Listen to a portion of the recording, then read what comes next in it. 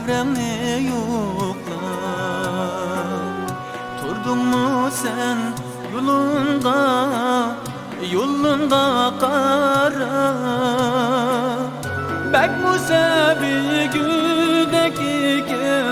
güdek iken men öz koyniga alganda şu kara toprak. Bek musevi güdek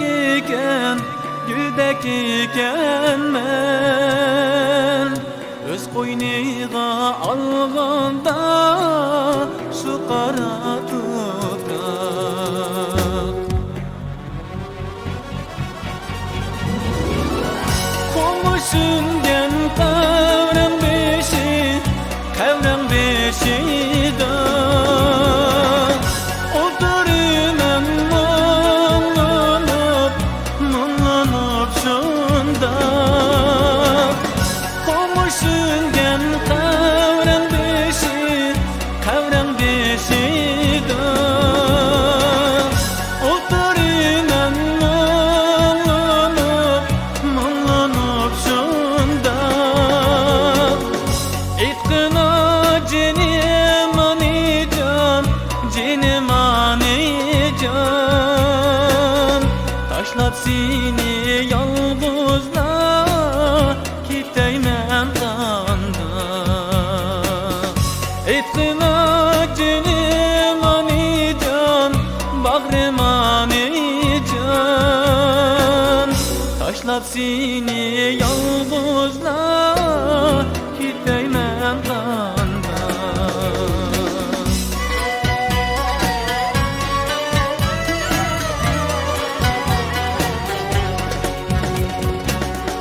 Kucaklaydım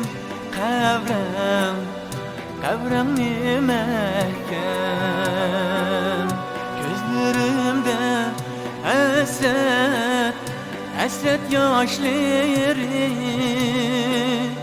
Boyun kısıp kaldım can ana. Çıkar sen meni görgili. Boyun kısıp kaldım can ana. Çıkar sen meni görgili.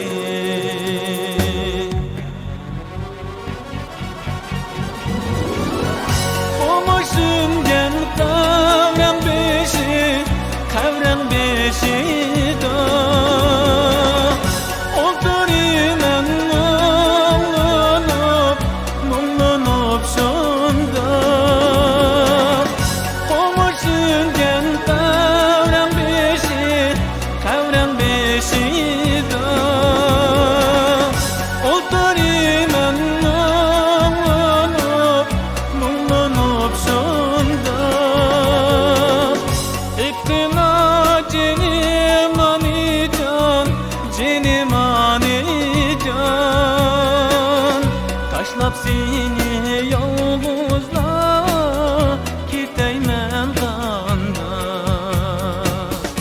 İktina cenim anican bağrım anican taşlap seni yalgızla kiteymen kanda. Taşlap seni